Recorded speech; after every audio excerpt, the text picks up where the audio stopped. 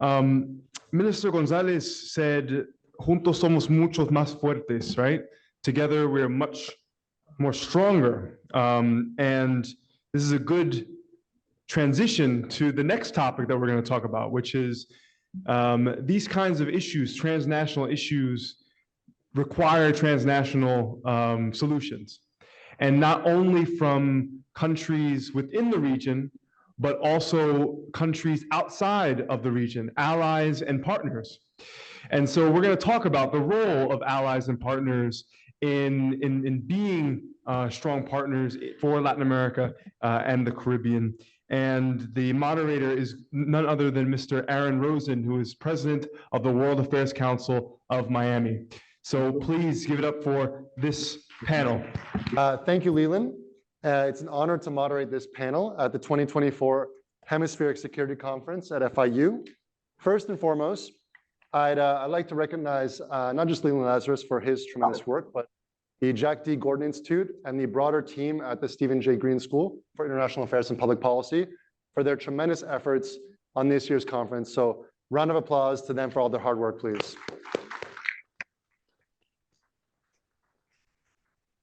So as Leland briefly said, my name is Aaron Rosen. I have the pleasure to serve as the president of the World Affairs Council of Miami. We are an independent and nonpartisan nonprofit organization that works to enhance local access to high quality information on international affairs. I have the distinct privilege today to introduce our esteemed panelists who will speak to the role of allies and partners in boosting security in Latin America and the Caribbean. We are conducting a hybrid panel today, so some of us are here on stage and others are tuning in virtually. I'll go by one and very briefly introduce our speakers, and then we'll launch right into the conversation. And then we'll open up for some audience Q&A at the end for all of you. So please hold your questions to the end. We'll be sure to get to them. So first on my left, we have Sylvia Cesarado, who currently serves as the Consul General of Canada in Miami. Sylvia previously served as Canada's ambassador to Panama, and most recently was the Director General for Central America and the Caribbean at headquarters in Ottawa. Welcome, Sylvia. We have Commodore Stephen Anderson, who just completed a 4-year assignment at US Southern Command at Southcom, initially as a senior British military advisor and laterally as an exchange officer as the first deputy J5 for Allied integration. He now heads to NATO, and we're lucky to have caught him virtually in between posts before he heads off. So thank you, Commodore. To my right, we have Manabu Ohara-san, who serves as the Director General for Latin America and the Caribbean for JICA, for the Japan International Cooperation Agency. Ohara-san previously served as Director of JICA in Bolivia and has a range of in-country and region-wide expertise in Japan's engagement in the development of the LAC region. And Ohara-san informed me that he'll be speaking today in Spanish. But we'll be hosting the conversation in English largely.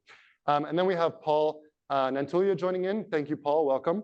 Paul is the research associate at the Africa Center for Strategic Studies in Washington. The Africa Center is an academic institution within the US Department of Defense, established by the United States Congress. At the center, Paul specializes on contemporary African security issues, including China-Africa relations and African partnerships beyond the continent, which is what we're going to be discussing today. So, having introduced all of our panelists, we'll get started. And Sylvia, I think we'll start here with you. So, Consul General, as the November 2023 report that Leland Lazarus and Robert Fulton from FIU wrote noted, policymakers and scholars increasingly analyze Latin America and the Caribbean through the lens of US-China strategic competition.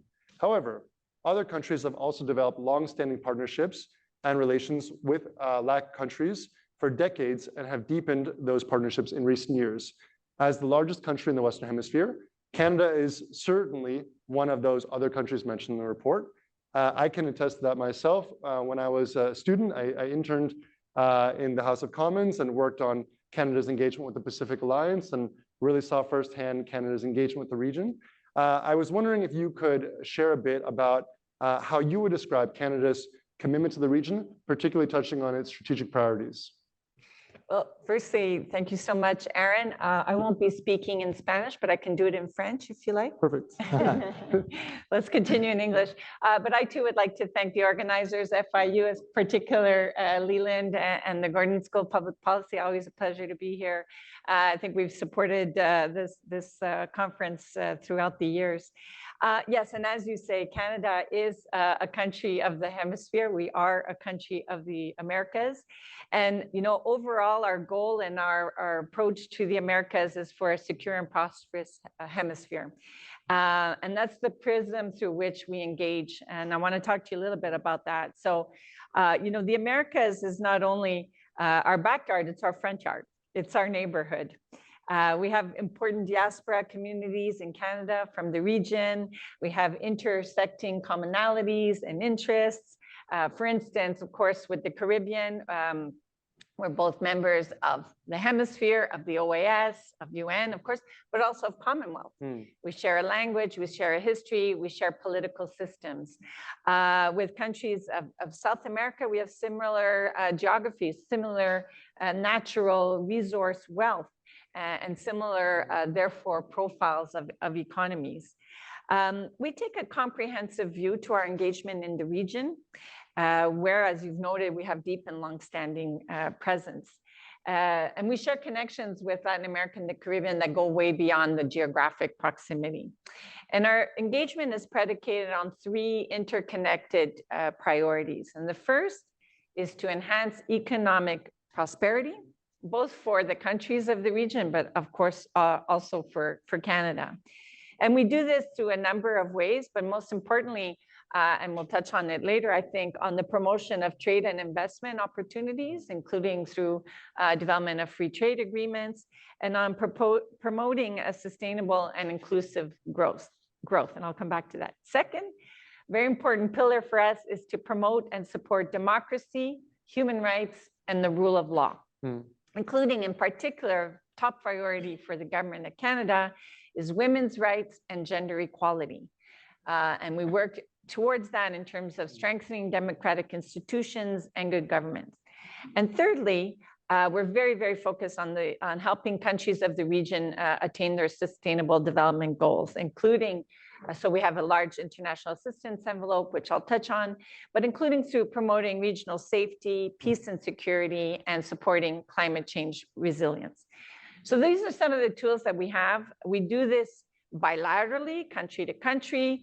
We have over 40 Canadian departments of the Government of Canada that are involved in implementing these projects, but we also work increasingly with our like-minded partners and closest allies, including, of course, the USA, where we have very much aligned in terms of our priorities and our objectives. So extra-regionally with Europe, with Asia, and multilaterally, not only through the OAS, but through all of the OAS agencies, and then agencies that are particular to the region. So the IADB, the Caribbean Development Bank, all of the CARICOM institutions, Pan American Health Organization, et cetera. So just wanted to say that, because I touched on it, we do everything in the prism of a feminist lens, and I know that's going to sound heretic perhaps, but the Government of Canada is very focused on what we have as an inclusive trade agenda to make sure that the poorest and the most vulnerable can benefit from international trade. We have a feminist foreign policy, and we have a feminist international assistance policy. And we're not ashamed to say it, because women are at the core of everything we do around the world, but also in Latin America. Because Canada firmly believes that an inclusive society that includes the most vulnerable, and many times that's women, then we can ensure a more peaceful and prosperous society. So maybe I'll leave it there and we can delve into more issues. Thank you, sir. Thank you very much.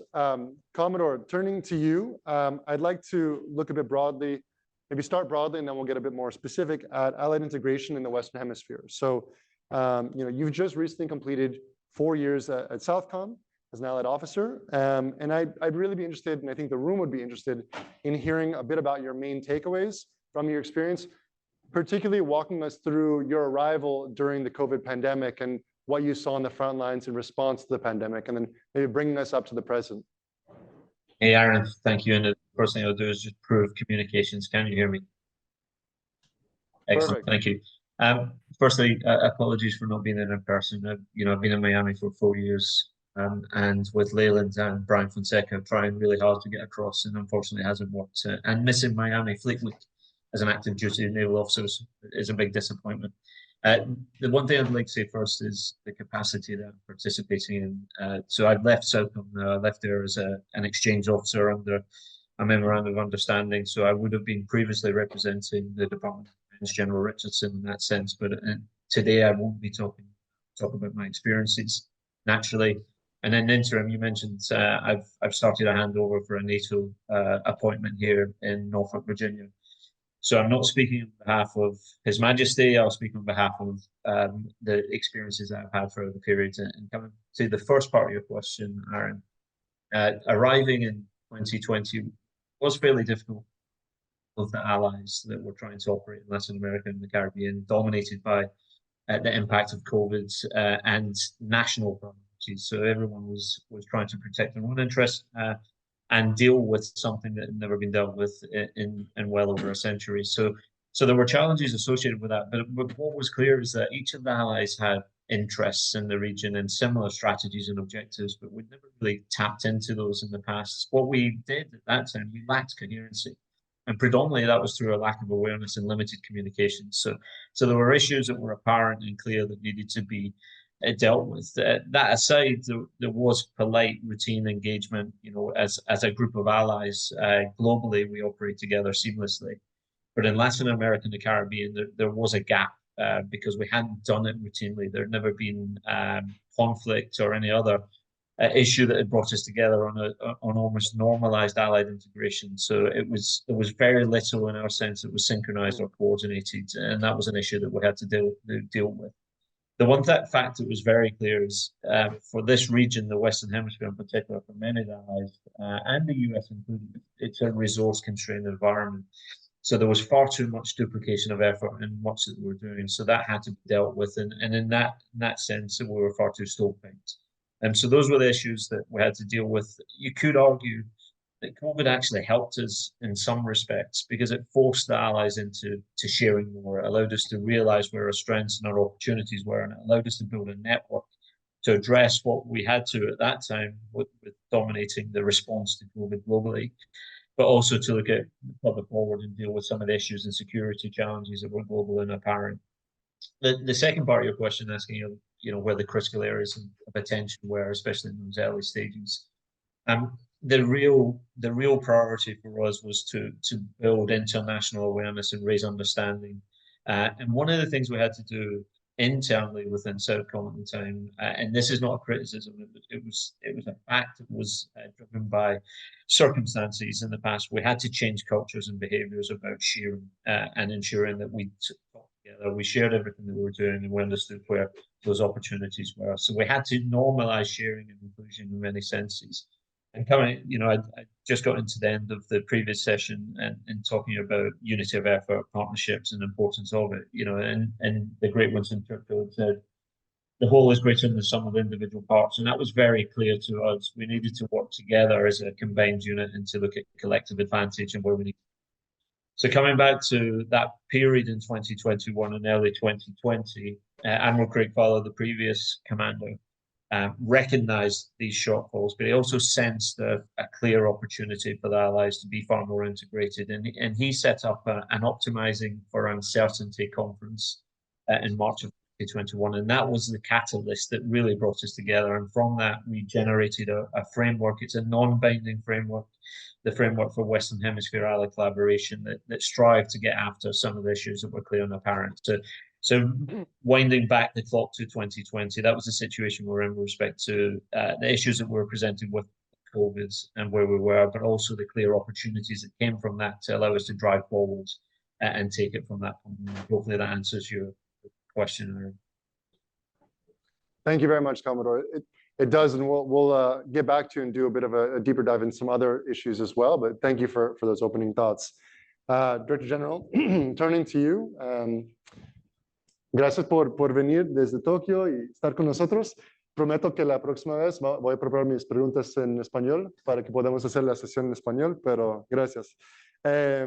Over the past decade, we have been discussing Japan's engagement with Latin America and the Caribbean and how it has increased substantially, particularly under the leadership of the late Prime Minister Shinzo Abe. I was privileged to see a lot of this firsthand, albeit economically, in my prior job working for MUFG Bank in the region, covering a lot of Japanese customers operating in Latin America and the Caribbean. And I saw firsthand the tremendous impact of Japanese investment and know-how and how that has played a pivotal role in the region for decades. Having you here, we're very grateful to hear a bit more from your perspective, how you see Japan's strategic priorities in the Latin American and Caribbean region through the lens of highlighting some of the key activities of JICA in the region. Okay, sure. First of all, thank you very much for inviting me in this important seminar or event. We have very honored to be here representing our agency or maybe our government. Well, en la base de valores y, bueno, hablo en español, ¿no? Lo siento.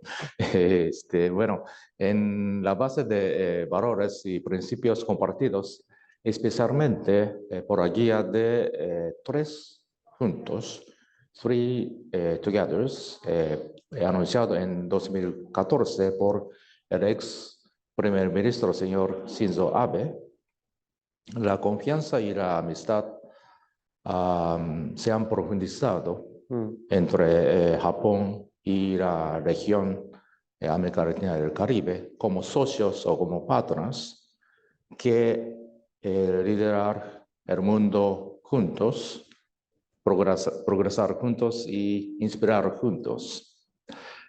No solamente a través de relaciones económicas, sino también intercambios entre personas. La semana pasada, el actual primer ministro, señor Fumio Kishida, visitó Brasil y Paraguay y anunció un discurso sobre la política de Japón hacia América Latina y el Caribe, que en medida de profundización de divisiones y conflictos en la comunidad internacional, colaboración entre Japón y América Latina y el Caribe es más importante que nunca para liderar hacia la colaboración. No sé si ustedes conocen nuestra organización JICA. JICA es una organización gubernamental para ejecutar cooperación del gobierno de Japón utilizando diferentes esquemas como préstamo concesional, inversión al sector privado, cooperación financiera no reembolsable, cooperación técnica, incluso programa de voluntariado. Bueno, en esta región trabajamos más o menos 30 países y 23 oficinas, incluso países caribeños. Bueno, en esta región JICA se centra nuestra cooperación en el desarrollo socioeconómico estable y resistente, incluso seguridad humana, retos globales o regionales como el cambio climático y atender desarrollo, prevención de desastres naturales y crear un entorno propicio para el desarrollo económico a través del comercio y de la inversión. Bueno, nosotros realizamos muchos proyectos a través de cooperación bilateral. Sin embargo, tenemos la intención de incorporar nuestras perspectivas, iniciativas para trabajar, para hacer más esfuerzos con redes regionales o partnership program. Los principales ejemplares de esta iniciativa es cooperación triangular. Tenemos partnership program con Brasil, México, Chile y Argentina. O sea, trabajamos con esos países por proyecto conjunto para atender en esta región y más incluso algunos países en África. Y otro ejemplo es proyecto con grupos regionales como SICA en Centroamérica, con CARICOM en países caribeños. Así, bueno, a través de estos cooperación multilateral o unilateral con diferentes grupos y diferentes organizaciones, podemos juntar nuestros esfuerzos para conseguir más impactos en esta región, para atender temas comunes en esta región en un enfoque regional. Muchísimas gracias. Dentro de unos minutos vamos a revisar unos proyectos más específicos, pero por el momento gracias por empezar con eso. Paul, thank you for joining us virtually. Moving the conversation from Trans-Pacific to Transatlantic, I want to touch on a couple of things. I think you really bring an interesting angle to this conversation. You and Leland together recently penned an article published by the Africa Center titled Lessons from China's Foreign Diplomacy in Africa, Latin America, and the Caribbean. In that article, you state that African, Latin American, and Caribbean countries can enhance the benefits of their engagements with China by expanding the coordination and lesson sharing to ensure that the citizens' interests are best protected. There's a couple things we're going to dig in there over this conversation, but I'd like to get started by if you could perhaps share a little bit on the ways in which China's engagements with Africa and its engagements with Latin America and the Caribbean share similarities. First of all, can you hear me? Perfect. Well, thank you very much. I'm really honored to have been invited for this Hemispheric Conference. I'm sorry I can't be there in person. I would have loved to. I see on the program that participants will be going to the Doral Yard either today or tomorrow. I can guarantee you that you'll enjoy it. I really enjoyed it. I was at FIU last year for the first Africa Americas Forum on China, which was hosted by FIU. So Africa and Latin American countries, if I may preface my answer, do, even without China, see each other as natural allies. They have a colonial history. They've had experience with national liberation movements. They have experimented with different forms of socialism. They've experimented with capitalism. Both of them have seen their fair share of bad governance, military dictatorships, human rights violations. 13 countries in Latin America have established Truth and Reconciliation Commissions. About a similar number of African countries have established similar commissions. And if I may say so, I spent quite a bit of my professional life in South Africa. There was a lot of coordination between South Africa and Latin American countries on the establishment of the South African Truth and Reconciliation Commission. President Mandela, even before he became president, dispatched several delegations to different countries like Chile, like Argentina, to look at lessons, El Salvador, Colombia, to look at lessons that could be applied in terms of establishing the South African Truth and Reconciliation Commission. So there are lots of similarities. There are lots of partnerships and solidarities. and memories that Africans and Latin Americans share. The largest, the country that hosts the largest number of Africans outside the African continent is Brazil. And there are many people of African descent in Latin America that are part of the Latin American experience, and vice versa. So these two regions see one another as natural, intrinsic cultural allies. In terms of how China is engaging the region, there are quite a number of similarities because these regions are very similar, right? So if we look at the establishment of the Forum for China-Africa Cooperation, which was established in 2000, and which is mentioned in that report that you kindly mentioned that I co-authored with Leland Lazarus, the China CELAC Forum was modeled on the Forum for China-Africa Cooperation, meeting regularly. It was established in 2014, so it's much younger, but it's very similar in structure. It's got the sub forums that you find in the FOCAC.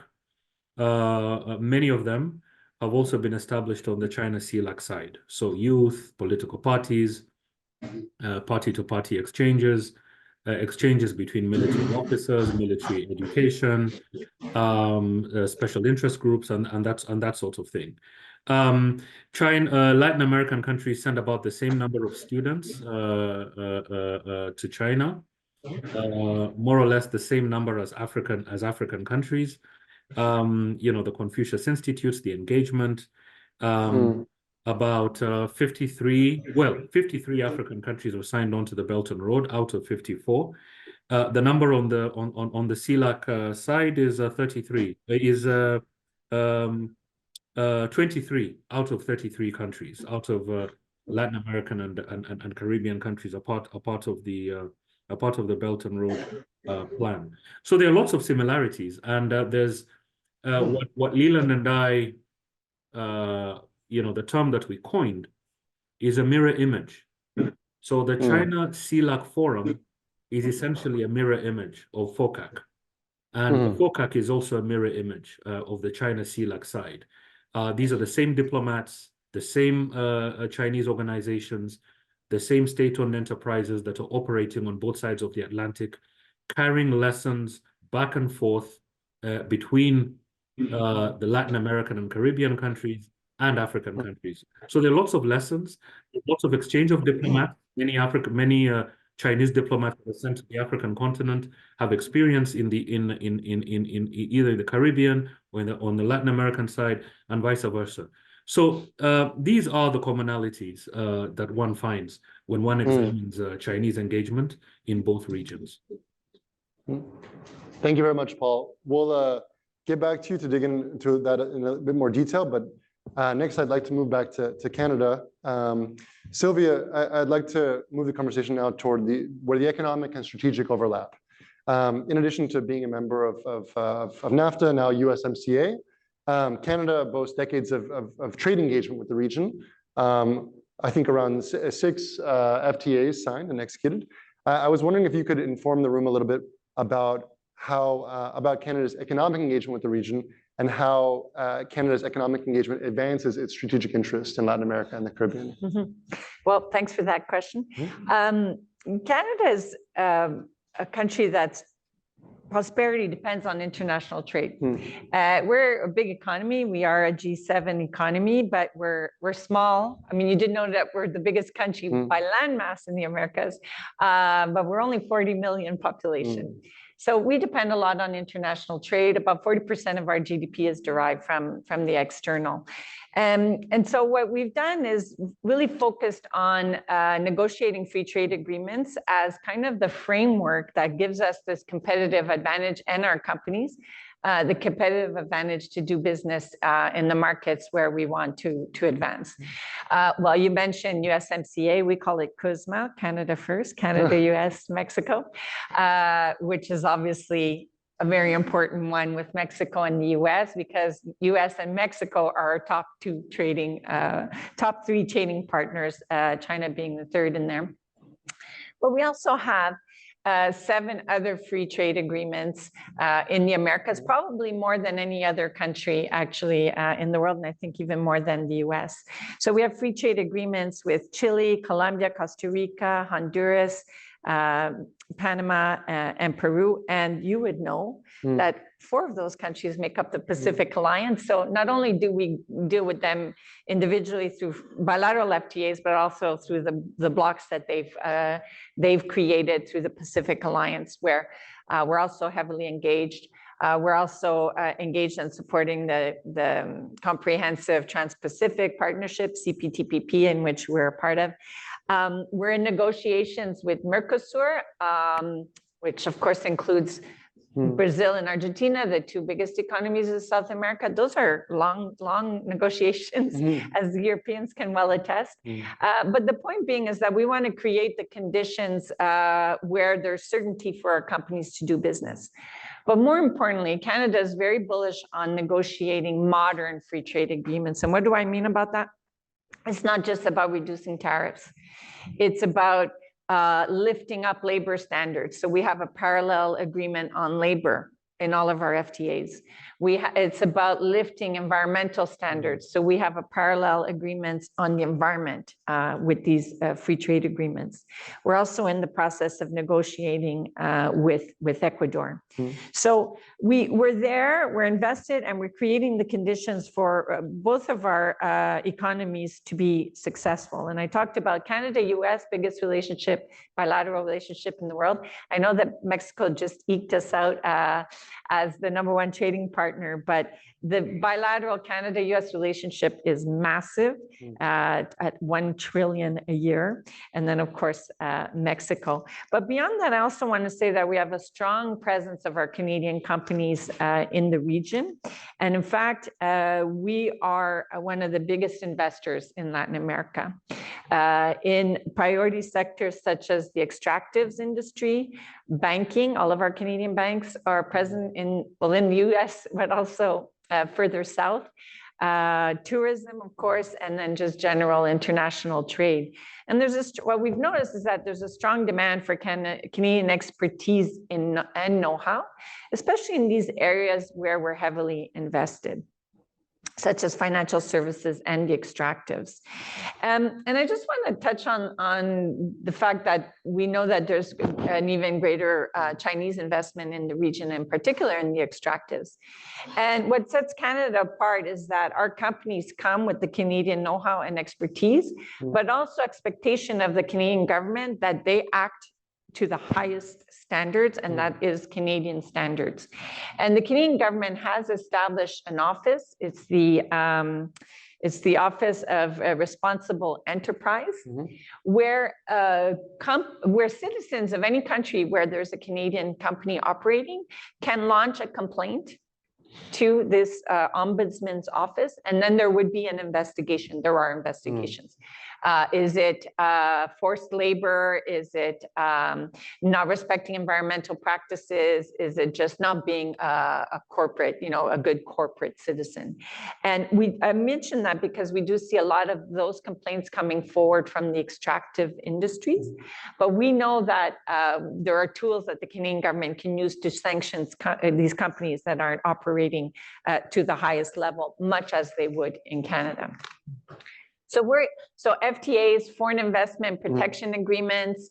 We have air transportation agreements in terms of connectivity. So the Canadian government is negotiating the framework and the building blocks, but really it's up to the companies, right, to be present. And I know that earlier today, we often quoted General Richardson and others about saying, Canadian, US companies, you need to show up. Yes.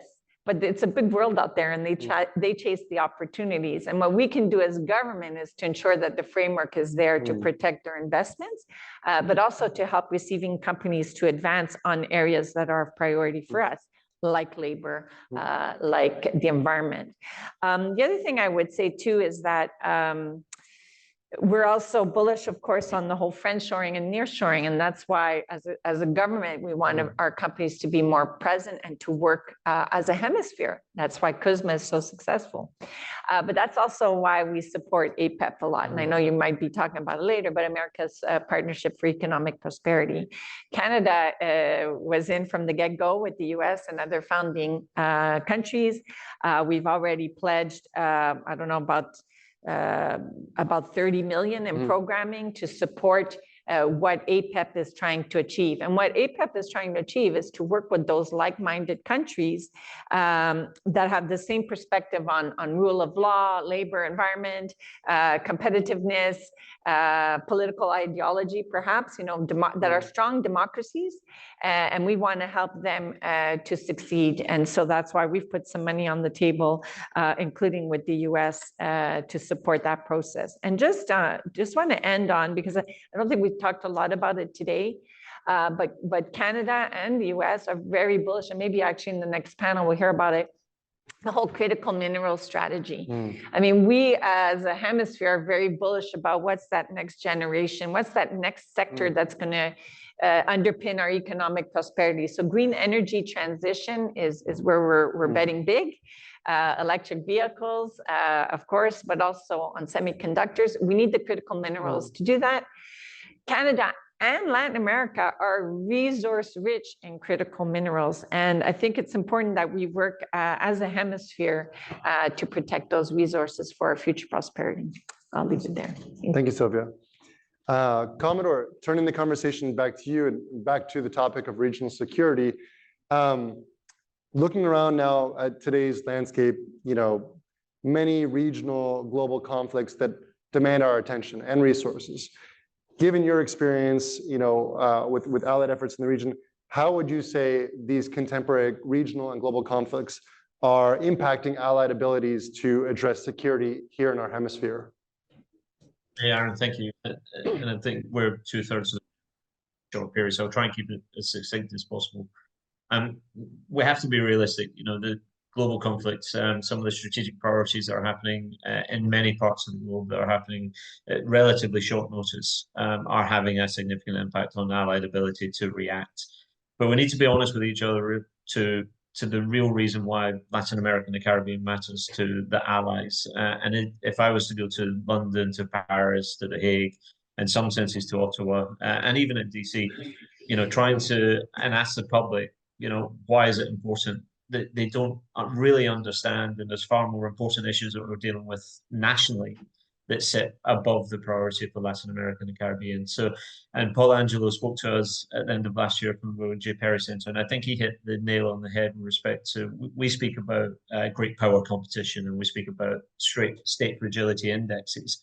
And the reality is that Latin America and the Caribbean isn't competitive enough right now, and it isn't fragile enough right now. So everything else takes a far higher priority. But what we can do is look at our individual Venn diagrams and determine where the real opportunities sit, and we quickly realize that a little can go a long way. So if we combine our efforts, we're in a far healthier position, and in doing so, changing the behaviors and cultures that are necessary so we understand why it really matters and why it's important. And one of the things for us in the military sense is history being so important in this region in particular, and respecting, taking advantage of the good history, but understanding the bad history that's there and trying to move on from it. So our allies collectively have centuries of relationships that we need to better understand and seek to gain advantage from. But the other thing is we need to recognize that the military in this region is not leading. We like to lead naturally. That's how we're trained, we're educated, and then we try to go out on the front foot. We are not leading in this sense, and we're supporting rather than being supported in many areas. So we need to contribute to that integrated approach and understand where we fit that in.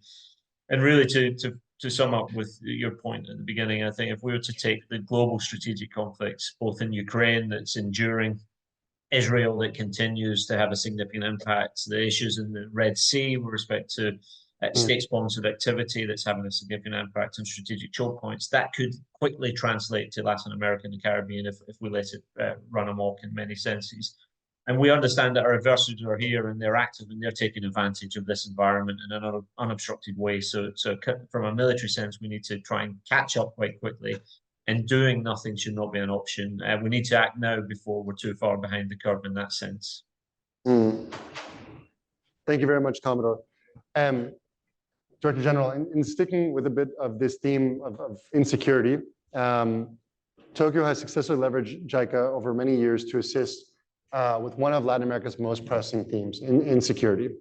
I'd like to touch on two key examples where JICA has been playing an instrumental role in boosting security. The first concerns Colombia, where JICA has worked to assist in the peace building process. And the second considers Brazil, where Japanese policing methods have been introduced to mitigate crime and enhance community trust and cohesion. I'd love for you to share a bit more detail about how these two case studies have been working out for JICA and for the countries in question. Okay, Aaron. Sobre construcción de la paz en Colombia, bueno, como ustedes saben, el gobierno de Colombia y las organizaciones como FARC han firmado un acuerdo de paz en 2016 con el fin de terminar los conflictos armados, ¿no? La cooperación de Japón promueve actividades para beneficiar a las entidades gubernamentales de Colombia y también las comunidades afectadas por el conflicto. Por ejemplo, con el fin de eliminar las minas antipersonas que son legado del conflicto y promover la repatriación y la reconstrucción. JICA está implementando proyectos de cooperación técnica para desarrollo de capacidades de los funcionarios del gobierno de Colombia, colaborando o utilizando experiencia en Camboya. Japón han trabajado desde hace mucho tiempo, en década de 90, para desarrollar capacidades de contraparte de Camboya, que se llama CIMAC, Centro de Acción contra Minas de Camboya. En colaboración con CIMAC y Colombia, a través de este marco de cooperación, por ejemplo, enviamos expertos de Camboya a Colombia. A la vez, recibimos funcionarios colombianos en Camboya para capacitar funcionarios colombianos. Bueno, este marco de cooperación pensamos podría extenderse a Ucrania en la etapa de reconstrucción. Ya, invitamos a algunos funcionarios de Ucrania en Camboya, así que, colaboramos con Colombia y Camboya y Ucrania y Japón para capacitar eliminación de minas antipersonas. Pero sobre seguridad ciudadana en Brasil, para mejorar la seguridad ciudadana en Brasil, utilizando sistema COBAN, un sistema de policía comunitaria en Japón. El sistema COBAN se basa en la idea de policía comunitaria directa. Se establecen pequeñas unidades policiales en los barrios para facilitar el acercamiento entre la policía y la comunidad, para acción preventiva contra las delincuencias y la respuesta pronta, respuesta rápida en caso de emergencia. Bueno, actualmente el sistema concepto COBAN se han extendido, se ha introducido en diferentes países como Singapur, Indonesia, Brasil y algunos países en Centroamérica. La policía del estado de São Paulo ha introducido el concepto de policía comunitaria desde la década de 90 introduciendo concepto de Koban, el estilo japonés.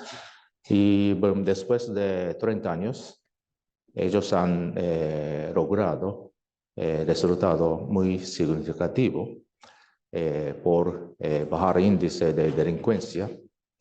Y bueno, efecto adicional por este proyecto, por esta iniciativa, bueno, la comunidad de diferentes barrios han, bueno, tiene confianza a la policía. Por antes no creía el sistema de policía, pero ahora activamente están participando policía comunitaria para mejorar su seguridad ciudadana en su propio barrio, ¿no?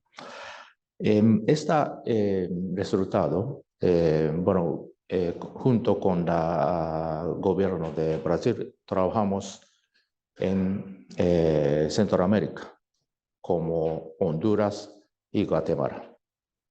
Bueno, a través de Partnership Program con Brasil, bueno, junto con Policía Estado de San Paulo, bueno, realizamos proyectos conjuntos en esta área, en estos países como Honduras y Guatemala. Y también desde el año pasado ya extendemos esta iniciativa a Jamaica, en Caribe. Así, bueno, trabajamos junto con Brasil para mejorar la seguridad ciudadana en esta región. Thank you very much, Director General. I think anybody who has ever visited Japan, one of the big takeaways is always the level of public safety and lack of street crime. And it's wonderful to see Japan exporting some of those best practices to the region. So thank you for those efforts. Paul, I want to bring the conversation back to you here. I want to discuss a bit the angle with China, governance, and political stability in the region. So in years past, the general assessment was that China was often indifferent to whichever partner's electoral outcome would determine, right? They would simply engage with whichever political party or government came into power next. However, the game appears to have changed, and you observe that China now actively seeks to strengthen incumbent governments regardless of how they came to office, and indeed seems to prefer authoritarian states and systems, particularly those sanctioned or isolated by the West. I was wondering if you could share some lessons that should be shared with those in the region who perhaps do see a need for China as a development partner, as a necessary development partner, but still do not want to stunt their democratic gains or reverse them. Well, I think it all comes down to agency, right?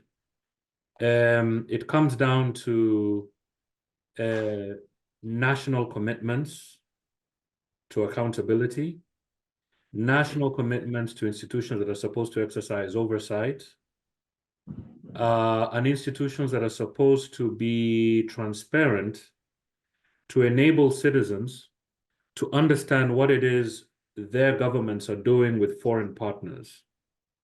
It comes down to that. Because as you rightly pointed out,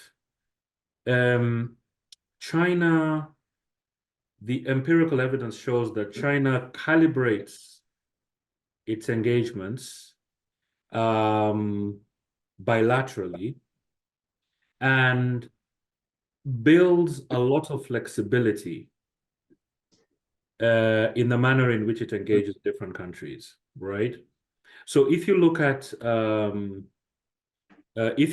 the behavior of a state-owned enterprise, right, in a particular country, and we've seen this in Africa and Latin America and the Caribbean, right, that state-owned enterprises will basically calibrate their engagements and their deal making in line with the level of agency that they feel they're confronting.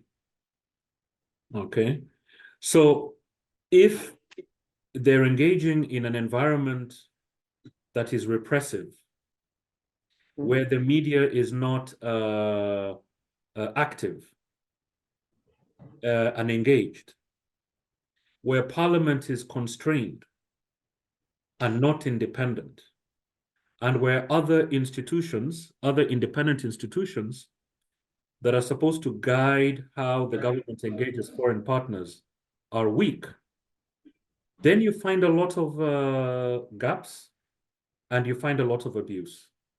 There is, in fact, a document that Leland and I cite in the paper that you so kindly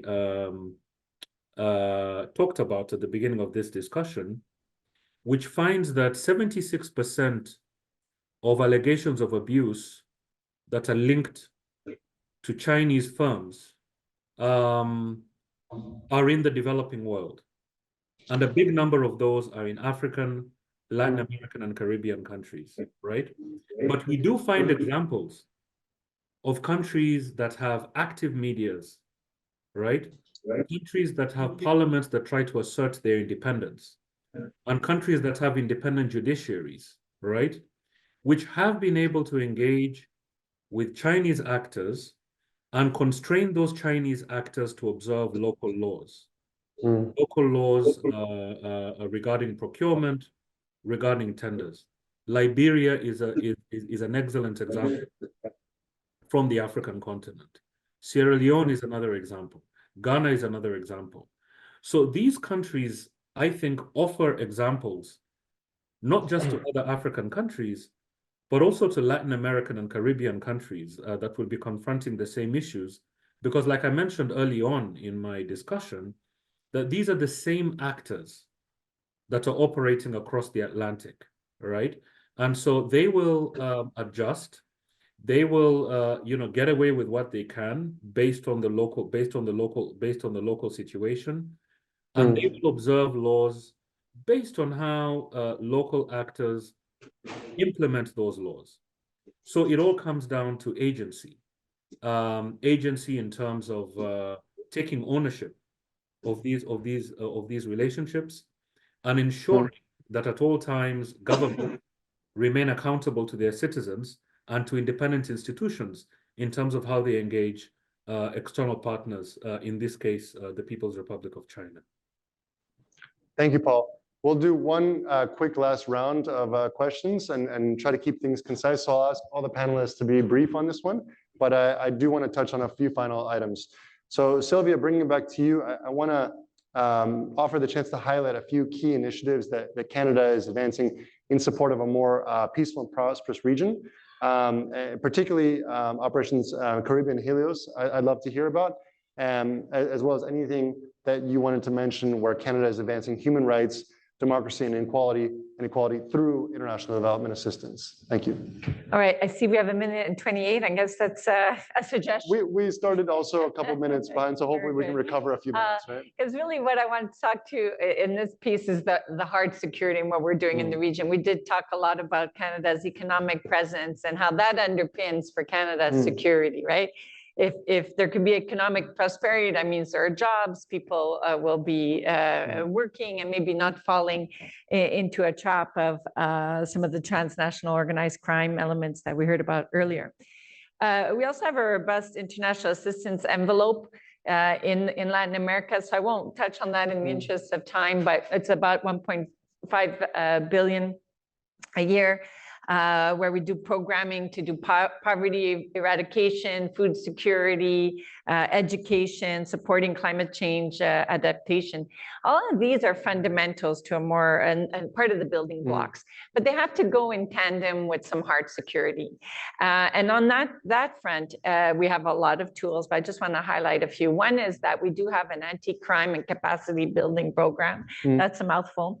But really what that does is just focus on transnational organized crime. And within that, kind of 8 particular areas. So the illicit movement of drugs, of money, of guns, where we're working with Interpol and UN and UNODC, but also the police of and governments of the region that are impacted by these scourges. That's equipment, that's capacity building, that's joint operations.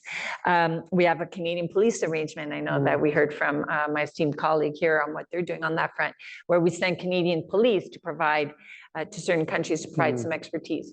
But what you want to talk about is a Department of National Defense. So our Canadian Armed Forces are also heavily invested in the region. We have embeds actually here at Southcom, at CENTCOM, at all the US Central Commands.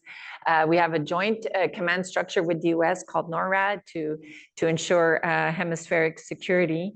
But what we're doing in the region, and that's really Haiti, I'm surprised we didn't talk about Haiti yet in this panel, is Operation Helios. So through our Department of National Defense, and maybe Commodore knows more about it than I do, so please correct me, we're actually providing training to military of the Caribbean in Jamaica to be able to go in when there is the MSS that will be sent in. So we're waiting for the transnational political council to be established in Haiti and to invite the Haitian force, which would be augmented by Caribbean defense partners.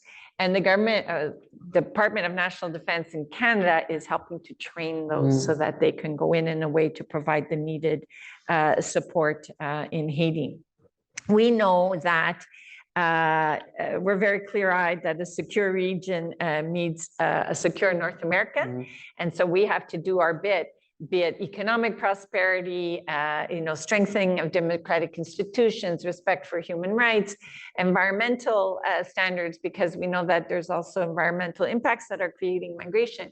We work a lot on irregular migration, which we also haven't touched on, but on the hard security, we have programming, we have our CAF, and in Haiti, just as to say, we're working on a number of fronts, including in particular, supporting the National Police of Haiti. So Canada's approach is very much to strengthen the National Police so that they can do their bit to secure their own border, while also putting money on the table to support the international military support that will be coming. So I tried my best and passed the time. There you go. Very well. Thank you very much, Sylvia. I appreciate it. Commodore, moving it back to you, maybe there's a couple of things you might want to touch on following from Sylvia's remarks, but really whether Haiti specifically or more broadly, I wanted to see if you wanted to leave us with any parting words of where you consider, what you consider would be areas where allies can be more effective and efficient in their approach to boosting security in our hemisphere. Yeah, thanks, Aaron. And so we covered the Haiti piece from a military perspective succinctly in that sense, and I appreciate there's another session on that later. So I think from an allied integration piece and building efficiency and effectiveness and improving it, the framework for Western Hemisphere allied collaboration is what we collectively need to invest in, and we need to demonstrate a clear commitment to that to deliver against it. And I think three things that would come to mind: better understand the environment, the whole of the environment, so the use of technology and innovation, and move away from the way we've always done it in the past, or traditional senses. That's the way we've always done it, so we should continue to. That is not the way we need to move forward to improve efficiencies. The next one is to include non-traditional allies. We created the framework with 5 allies who were dominant in the region: US, UK, Canada, France, Netherlands. There are much more allies in the region that are operating, and we need to include them as best we can. And that includes Antarctic access, with the treaty renewal coming up imminently, and stop looking at the north-south map and look at it from a polar perspective and understand access into this region will include other allies who will add collective value, who are not there traditionally. And then we need to, the most important piece for me, we need to listen to our partners, the host nations, and we need to seek to deliver what they need rather than what we would like to provide them with. And that's something we haven't done well in the past. So listening to our partners' needs and then moving forward with that would be in our collective interest. Thank you very much, Commodore. Director General, two last issues here, and one of them Sylvia actually mentioned, disaster response and illicit migration. I'd love to hear, and I'm sure the room would, a bit about how JICA is helping to train disaster-ready workforces, and then also how JICA is working with partners like the US, Mexico, and states in Central America to mitigate illicit migration through economic development? Ok, bueno, como muchos países en la región han sufrido diversos desastres naturales, bueno, como también en Japón. Por lo tanto, somos socios importantes para hacer frente a los retos comunes en los frecuentes desastres naturales. En esta situación, realizamos varios proyectos por cooperación técnica y cooperación de financiamiento. Uno de los proyectos emblemáticos es el proyecto Kizuna en Chile, cooperación técnica para desarrollo de recursos humanos en prevención de desastres naturales de Chile a otros países en esta región. La cooperación entre Japón y Chile en el campo de prevención de desastres naturales comenzó en década de 1960. En base de la larga historia de cooperación, hemos formulado el proyecto Kizuna. Kizuna significa vínculos duraderos entre las personas, ¿no? Bueno, este proyecto consiste en apoyar la creación de un centro de desarrollo de recursos humanos para la reducción de desastres en esta región, con sede de Chile. Durante 5 años de este proyecto, de 2015 a 2020, más de 5.000 personas capacitados en 27 países. Ahora estamos en la etapa de fase 2, así que estamos continuando, ampliando nuestra cooperación con Chile.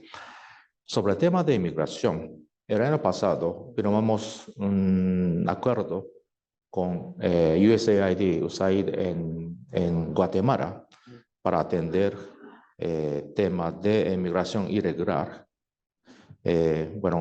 Contribuir a resolver problemas de, por ejemplo, pobreza, seguridad y desastres naturales, entre otros, que han sido causas fundamentales de la migración irregular. En Guatemala tenemos diferentes proyectos para beneficiar o aliviar inmigrantes irregulares, como tenemos proyecto de atención primaria de salud y nutrición dirigido a 2 departamentos occidentales donde existen muchos flujos de salida de inmigrantes.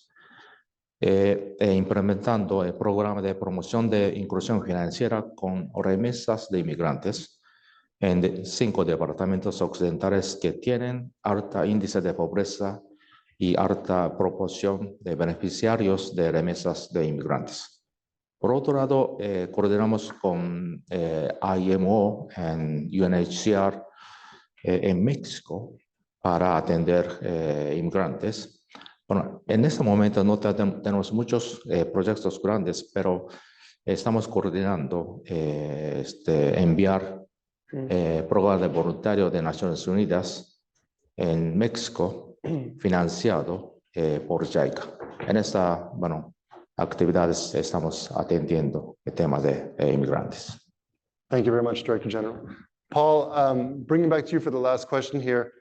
In your opening remarks, you noted many of the similarities shared by the Latin American, Caribbean region and Africa.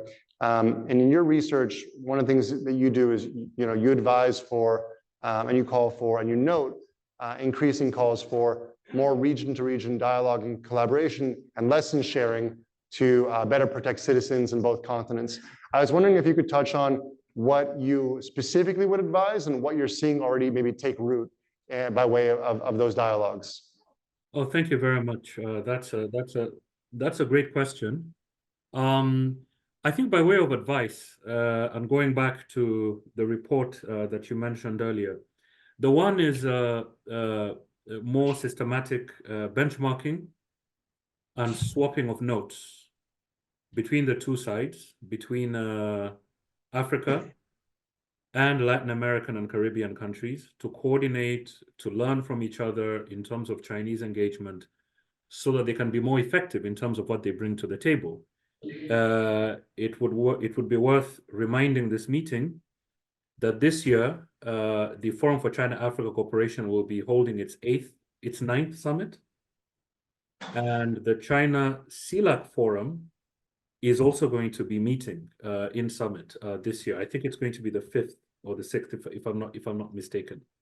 So one of the pieces of advice that we put forward is for the two sides to come together.